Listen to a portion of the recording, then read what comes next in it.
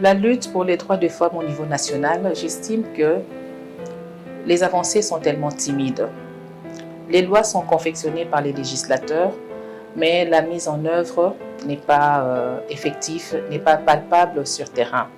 Et je pense qu'il faudrait que les législateurs puissent aussi créer des contraintes afin que ces lois puissent être appliquées et que les femmes puissent en être véritablement bénéficiaires.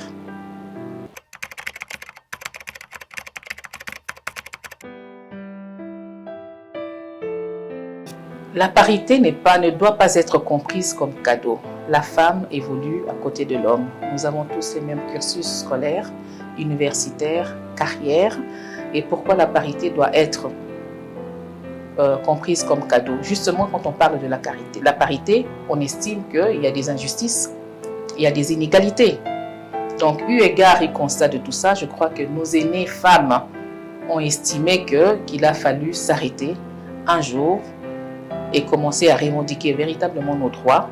Et ce même jour-là, d'année en année, permettra à ce que nous puissions constater ce qui a été fait et ce qui reste à faire.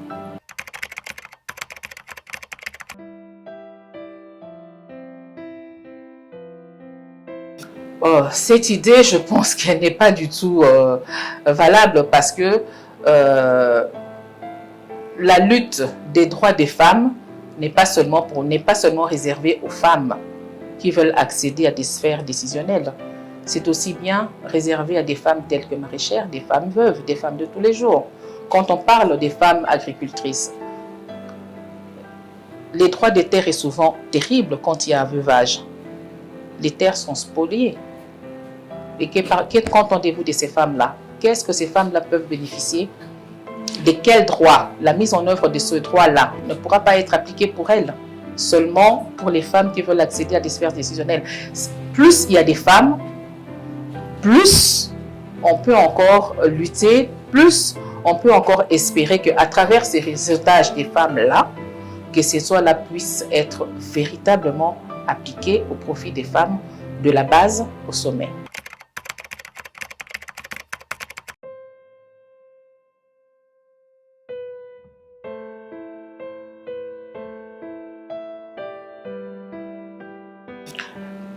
En tant que point focal national sur les questions dédiées aux violences basées sur le genre, exploitation et harcèlement et abus sexuels en milieu scolaire primaire, à l'EPST.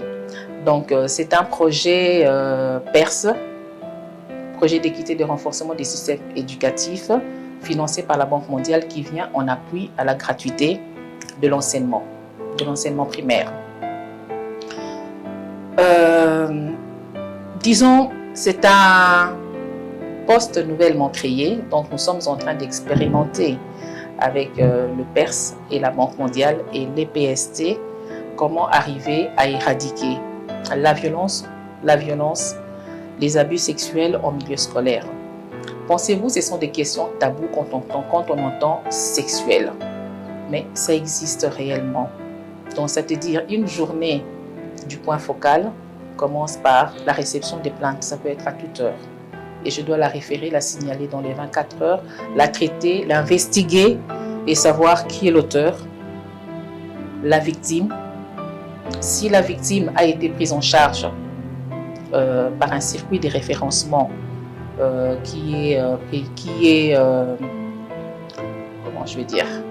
par un circuit de prise en charge de référencement.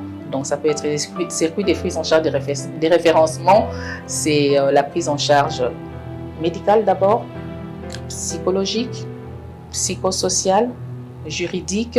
Et nous espérons très bientôt que la prise en charge judiciaire sera effective. La gestion des cas est axée sur la survivante. Donc, la survivante, c'est la jeune fille qui a été violentée par un personnel enseignant. Ça peut être le professeur, ça peut être le gardien, ça peut être un élève de la classe, le préfet, le directeur. Donc, depuis une année, nous avons reçu, je crois, 120 plaintes. Les 120 plaintes, il y a parmi ces plaintes-là des fausses allégations parce qu'il faut investiguer. Et la plupart des plaintes, c'est des milieux secondaires. Mais n'oublions pas que nous recevons ces plaintes-là, mais elles restent au niveau des 10 zones de projet, des 10 zones d'intervention du projet PERS, le projet d'équité et de renforcement de système éducatif. Donc, en termes clairs, nous avons la vie des gens en main. La responsabilité lourde d'investiguer, d'éclairer si l'auteur qui est l'enseignant a véritablement commis le forfait, prendre en charge la survivante et puis faire en sorte que l'enseignant soit révoqué du système éducatif dans toute la RDC et dans le monde, j'espère bien, et aussi qu'il soit sanctionné et qu'il soit entraîné devant les cours et tribunaux et emprisonné.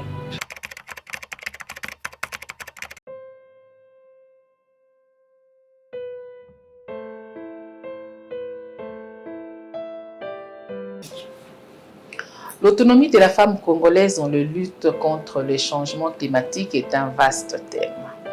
L'autonomisation de la femme est importante parce que c'est la femme qui nourrit. Ne dit-on pas que éduquer une femme, c'est éduquer une nation. C'est-à-dire nos enfants, nos filles, on doit pouvoir aussi les diriger vers les filières professionnelles, l'apprentissage de métiers, pour qu'elles puissent être en mesure de se prendre en charge, parce que tout le monde ne peut pas faire un cursus scolaire universitaire. Les moyens, nous savons bien que nos foyers actuels n'ont pas assez de moyens. Donc, autonomiser la fille, autonomiser la femme, c'est lui donner les outils pour pouvoir.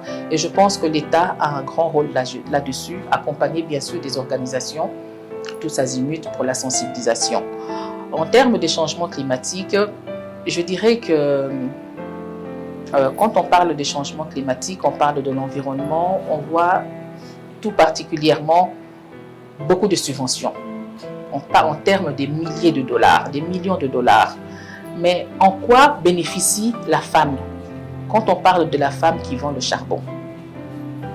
On l'interdit de déforester la forêt. On l'interdit de faire la braise. Mais ce n'est qu'à travers cette activité-là qu'elle peut nourrir ses enfants, qu'elle peut scolariser ses enfants, qu'elle peut être autonome dans la société. Alors, on parle de subventions.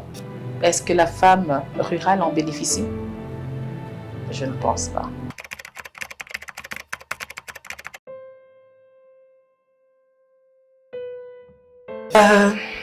Le 8 mars aujourd'hui, c'est la journée des droits des femmes. Alors, la journée des droits des femmes, ça veut dire qu'on s'arrête un moment pour faire le constat des avancées et des perspectives d'avenir.